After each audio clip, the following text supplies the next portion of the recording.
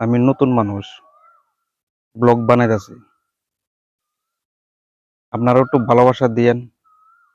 আপনার ভালোবাসায় আমি একটু এগিয়ে যেতে পারবো, নাহলে আমার একার পক্ষে সম্ভব না।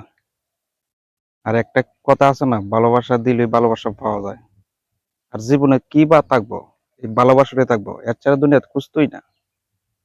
টাকা পয়সা, দন দৌলত, বাড়ি গাড়ি, গায়ে নারী সেরি, এতে কিচ্ছু যেত না। শুধু মুহের ভালোবাসাটাই থাকবো। মানে একদিনই লোক কইব, ভালো মানুষের কথা একদিনই লোক কইব। তো এইটাই, এছাড়া অন্য কিছু না। আচ্ছা যাও। আর এর পাশাপাশি আমি একটা বাংলাদেশের একটা গল্প কম, আমার সাথে তো তাই।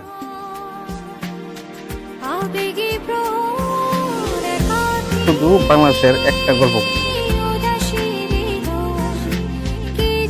মান্নারে নিয়ে গল্পটা তৈরি করব। বাংলাদেশের মান্না মহানায়ক।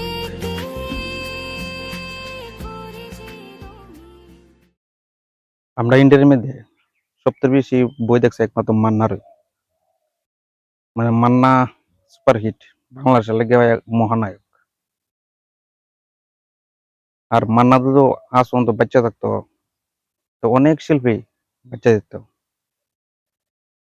আর ওখান তো দেখি যে বাংলাদেশে এফডিসি একবার বদ্ধ। আর মান্না থাকলে আশা করি বদ্ধটা হইলো, নইলে যে কোনো একটা রাস্তা তৈরি করলো হইলে। আর ছোটখাটো যত শিল্পী আসলো, মানে বাচ্চা যাইলে হইলে, আমরা ইন্টারভিউ তো মান্নাকে অনেক সম্মান দেয়, মহানায়ক মান্না।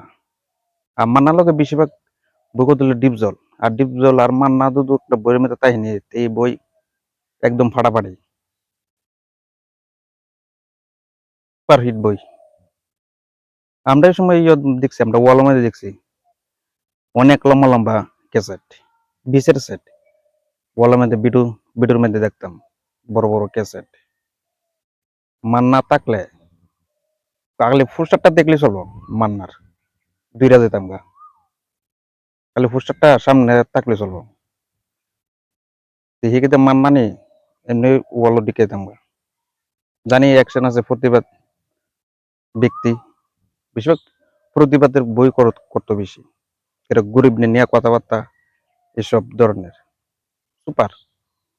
বাংলা বাংলাদেশের মধ্যে একমাত্র মহানায়ক মান্না। সেলুট জানাই।